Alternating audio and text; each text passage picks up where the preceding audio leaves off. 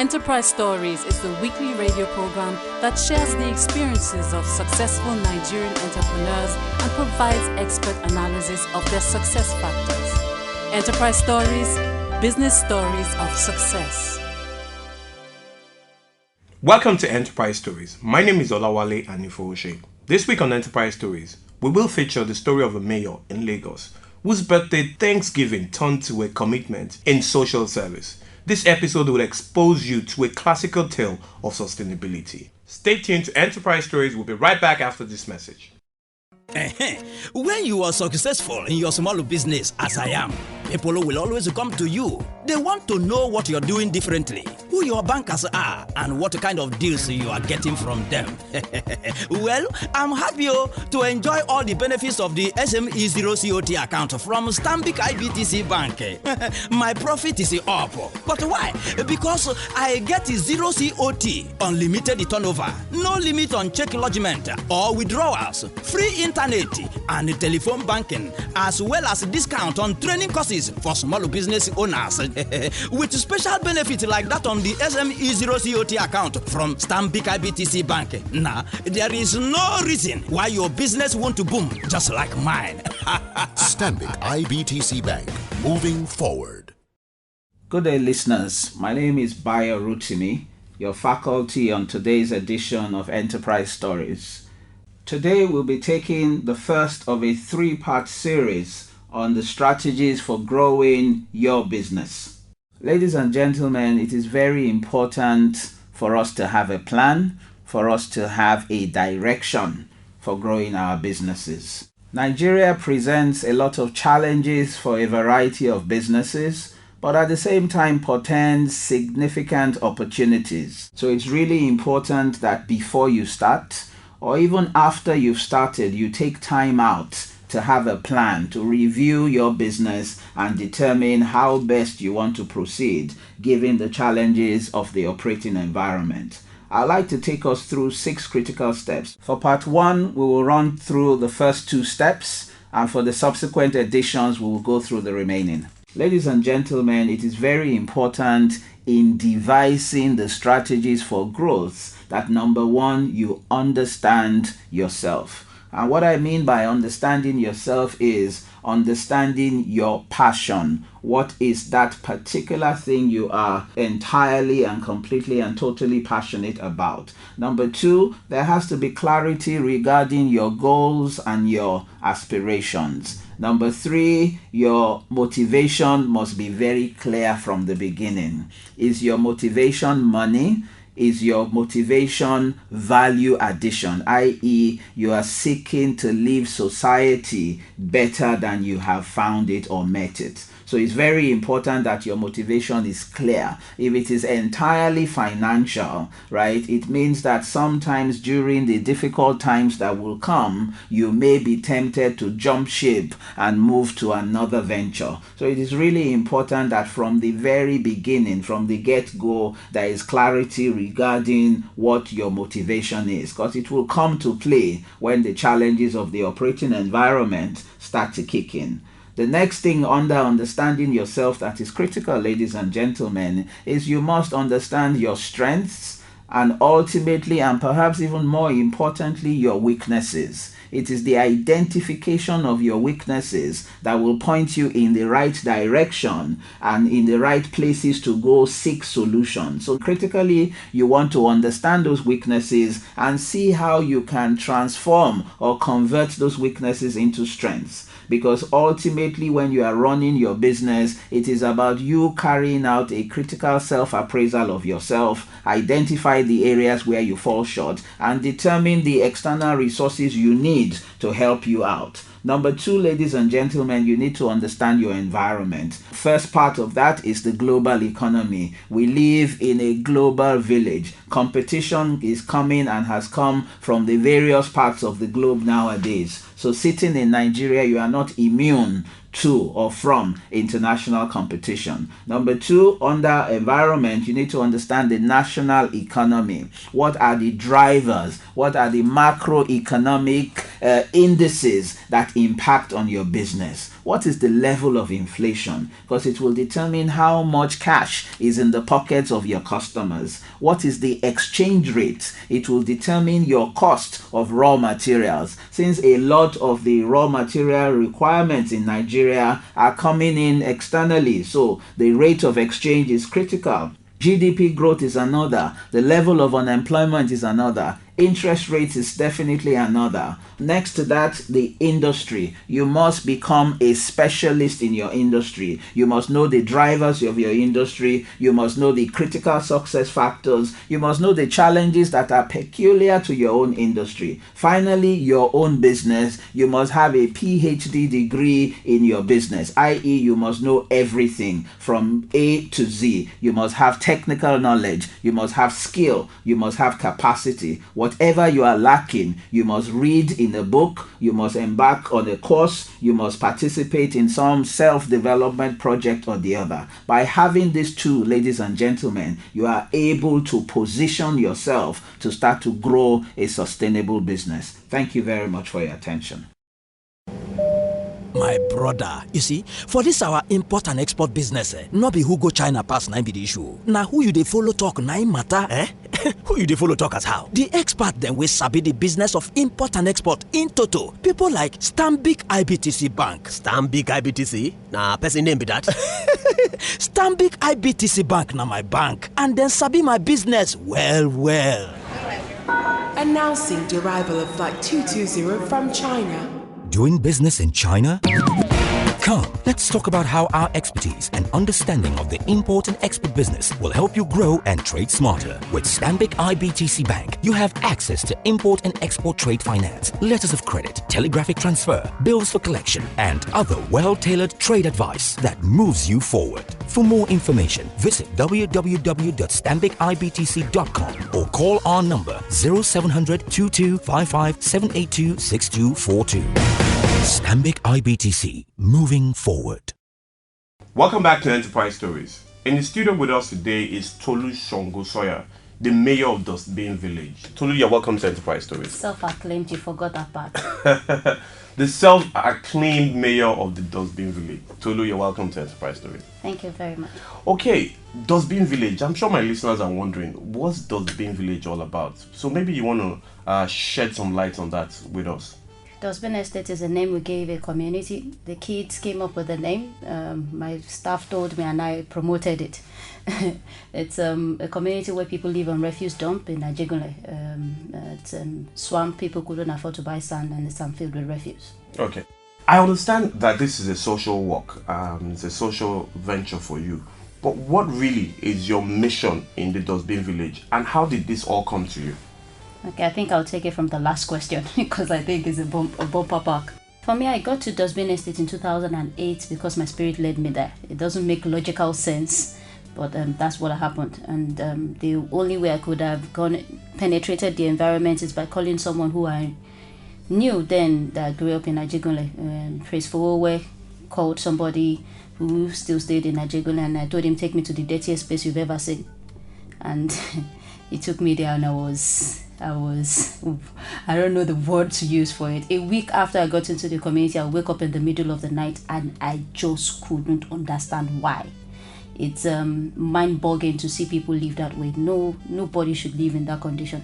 But that's where these people find themselves. And I'm not talking of hundreds of people. I'm talking of thousands of people. And these people can either make or mar the states that they live in. So, which is what led to the celebration of life, which is what I started with in the community, where I had over 1,000 kids show up for a party on my birthday in December 18th in 2008. And then by 2009, we started the first literacy class, free literacy class, and only 25 kids out of the 1,000 showed up. It's to tell you how much value in quotes people put on the education. And what I then now did was to attach so many benefits to attending the classes. So if you come to class, we give you Capri-Sun, we give you biscuit, you get clothes, you get taken out of the refuse dump to see other sides to life. And that's how everything started blowing up to my face. What I thought I was doing was just saying to myself, I'm alive one more year. But I did not know this was what I was going to be doing for the rest of my life. Starting with Ajegunle. Okay. So at what point, after going to that place and being touched by what you see, at what point did you then decide that this was what you wanted to do for the rest of your life and create an organization around this? To start with, before I got to Ajegunle, I'd been doing social work, but on the street. I was feeding street kids, celebrating them and all of that, but there was no particular location I was tied to. I'd been to Kubaba, I'd done 5 local governments, I've gone round. So when I got to Ajegunle, I don't know why, my spirit said I should stay, which doesn't make sense again, but I obeyed and I stayed. Now, why do I do what I do, or why did I stay in Ajegunle? I feel for me, to make change happen, we have to start from the foundation. For a nation to grow, the first set of people I think we need to concentrate on are the kids, because they are the ones that you can still mold. I can't change an adult, they already have their notions formed about life, but I can change a child by impacting their life, and they can see from examples, because it took 3 to 4 men in my life doing the same, and I just replicated what they did, starting from my grandfather, who taught me how to read and write at age 79, to Professor Wale Omole, who became my first mentor, to Fela Durotoye, who became my second mentor, and all the other men that I've found in books and videos and all of that. So this what I do now is to replicate that and say, okay, if I can do this at age 30, the kids have to be able to do it at 25. And there's no structure in code to what can be taught. So if you know how to do business development, the kids will learn from you, but you have to break it down to the kids' point of view. So everything we do is from education, but there are other systems that affect education. You can't educate a child who is hungry, you can't educate a child who is sick, you can't educate a child who doesn't have clothes on his back. So you have to take care of the bits and pieces of every part of life and make sure that they are in, how I put it, in a situation where they are open to learn. Okay. If you're just joining us on Enterprise Stories, in the house with us is Tolu Sangosanya, the self-acclaimed mayor of Dustbin Village, and she's been sharing with us how she has been able to listen to her heart and focus on her mission of changing Nigeria from the dirtiest parts of it. Now, if anyone is listening to us right now, I know that what will be on their minds would be, how have you remained sustainable, considering the fact that you've left everything you're doing to focus on this? I started this when I was in university, and I've always been a very restless human being. I can't stay in one place to save my own life. So I knew right from the onset that I couldn't do a 9 to 5. I'm too flexible, I'm too scattered. I can't stay in one place for too long. So because of that, I knew that I had to do something that goes with my personality. And it was easy for me to decide this is what I want to do. First, the fear of death is the beginning of living. Values drive what you do. And for me, I think the man who sits down and knows that one day is going to drop dead is going to live life more intentionally. And that's what I did. And that's what woke me up in 2005, which is when LOT started under Project LOT until we registered in 2009. But before then, what I was doing product modeling for companies, billboards, TV commercials. I did point of sale posters, and I was doing ushering jobs. Money from that I used to buy wipes and buy and sell anything except human beings. And the first event I had in 2005, 2006, I used 35,000 naira that I got from point of sale poster that I did, and I was paid that exact amount, funny enough, and I used the money to feed 300 children. And every other person at that point in time, I couldn't get them to supply anything, because people have to see what you want to do by your own action first. You can't beg people for resources until you've used yours. You can't ask for people's lives until you first died. So it's as simple as that. So then in 2006, I did the same thing, and as at 2007, I kept telling everybody I was going to feed 1,000 children. I didn't know where the money was going to come from. As at 2 weeks before the event, I only had 20,000 naira, and we raised 438,000 naira in 2 weeks. Unbelievable. I got people who rendered services for free. I had a friend who did free Boko SMSs for me. My mentor Fela Durotoye helped promote from his friend's point of view, and the first person who gave over 200,000 was Larry Olushola. I can never forget, under Link a Child. And that's how everything started coming up. And then the first person who made donation was my classmate in primary school, and our brother gave donation. Another person that I've never met donated 1,000 naira, and that's how it kept flowing.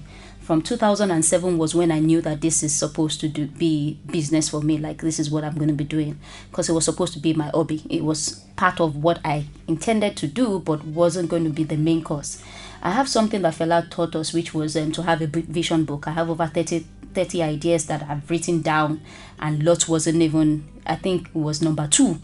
So it wasn't supposed to be the first. And the first thing I wanted to do with my life was fashion. I'm in love with entertainment and all of that. But what I did when I started was to use the drive for entertainment to fuel Dustbin Estate and fuel every other thing I wanted to do. So now that is, it kept growing and growing, and it became a company with the help of other people. Now I know that this is what I'm going to do, and every other idea that I have is to support the main idea. Thank you so much. If you're still tuning into Enterprise Stories, we have Tolu Sangosanya sharing a story with us of how she fed 1,000 children with 20,000 naira. Now, Tolu, of our personal money. Of our personal money. Now, Tolu, if you look at the future, what you are doing right now, where is this going to lead to? Where's the beginning? Where's the end? When does this stop? And amongst them are kings. That was what I got.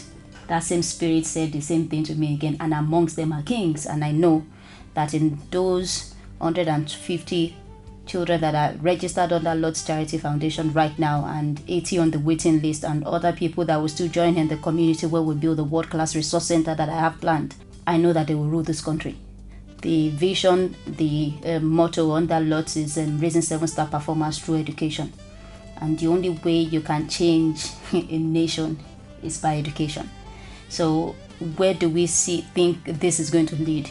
You will not be surprised when one of them becomes the president, becomes the local government chairman, becomes the mechanic, world-class mechanics, becomes the best hairdresser in the world, becomes, those are the qualities of people that I'm trying to raise. I'm raising foot soldiers for Nigeria who will change this nation from the grassroots level.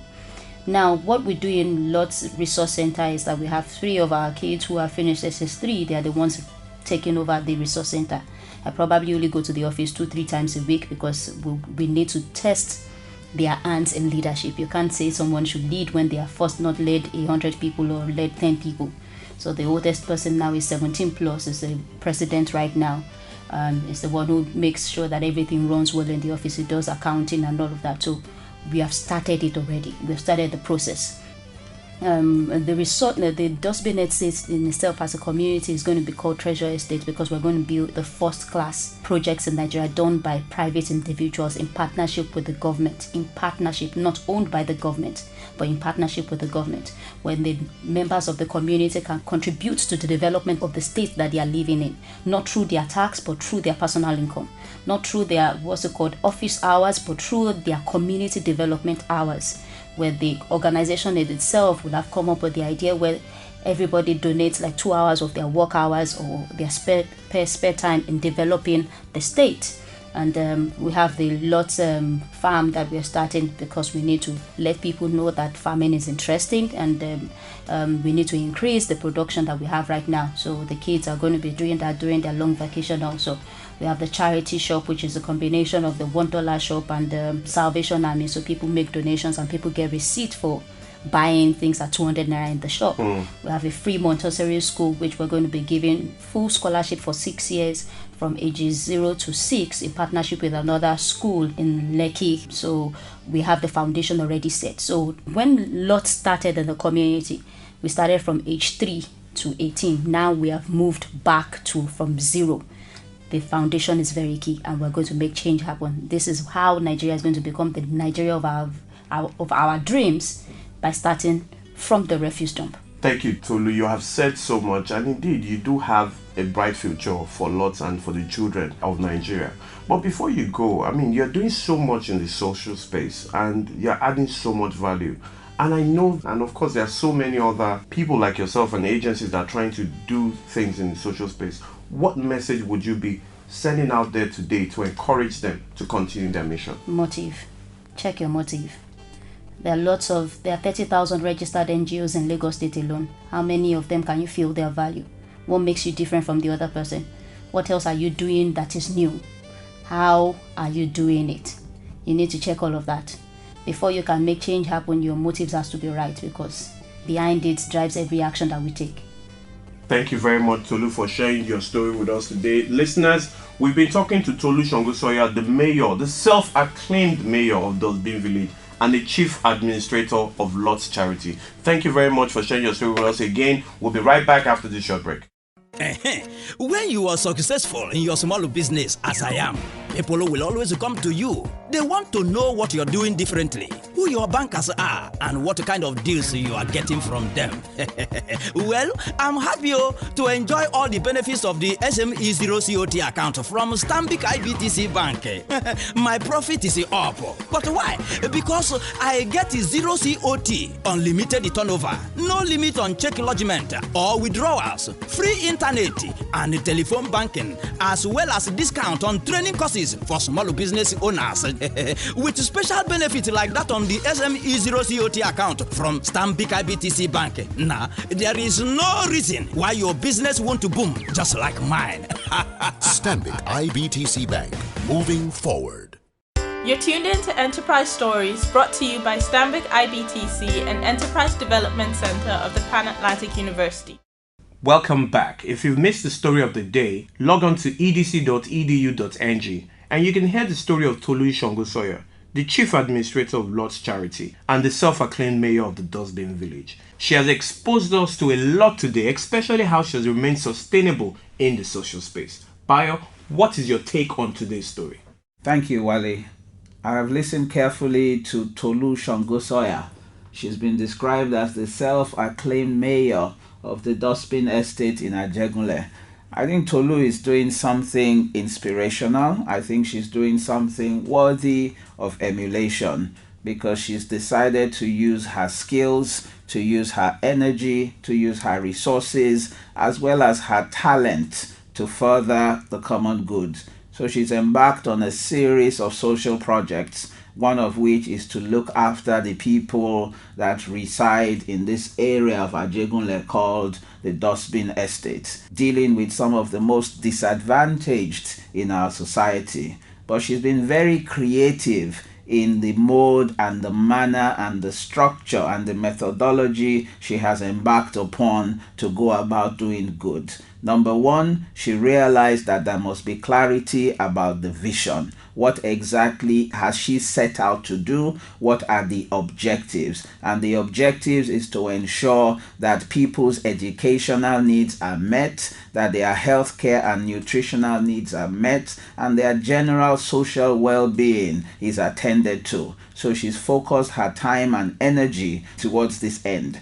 Now, she realizes that it's important to build systems and structures in order for her to be able to achieve the goals and the objectives she set for herself. She also realizes that she can only be effective if she is playing to her own strengths and to areas of passion. So she's realized that this is her calling in life, and she's devoted everything to it. And she's been able to bring that creativity to a lot of the things she's been doing. So even with regard to funding, which is a daunting challenge for anybody involved in social work, the ability to get fellow Nigerians or other individuals to part with their resources to help people in need. But she's gone about it in a very creative way. She says she's done everything from trading to offering all manner of services just to raise money. And every amount of money she raises, she puts into the project, either to feed some people, to attend to their healthcare needs, to help them with various challenges that they may have. She's also been able to attract a lot of financial support simply because she has put her own resources on the table. You will not likely be able to get investors or even lenders to support your venture, whether it is for profit or not for profit, such as Tolu's, unless they can see that you are leading by example. example, and you are sacrificing and committing your own resources, be it financial, be it managerial, be it in terms of your time, people respond when they see that you are committed to whatever venture you have set for yourself. So overall, ladies and gentlemen, I truly would like to commend Tolu for this selfless service that she has undertaken, because if we need more people to join in this kind of effort, and we ask that anytime she comes knocking on our respective doors in one form or the other, that we will gladly oblige. And I'm sure there are a lot of social entrepreneurs or people with the social good or the general good at heart who are seeking to do similar things. And I think the way Tolu has gone about it is instructive, and it should encourage a lot of people. Find that which you are passionate about. Be creative in your means of putting together the funding that you need. Have systems and structures so that you are running a credible institution that people and sponsors and various others will be willing to identify with. I thank you very much, ladies and gentlemen. Bayo, thank you for your analysis on today's story. Listeners, we've come to the end of Enterprise Stories for this week. If you've missed this episode, please log on to edc.edu.ng. I'll take that again, edc.edu.ng, and you can download this week's episode. Until next week, stay blessed. Join Enterprise Development Center of the Pan-Atlantic University, formerly known as the Pan-African University, as we celebrate 10 years of entrepreneurship development in Nigeria. For questions and comments, please email edc@pau.edu.ng or log on to Enterprise Stories on nigeria.sme2k.org for useful resources and articles to help grow your business.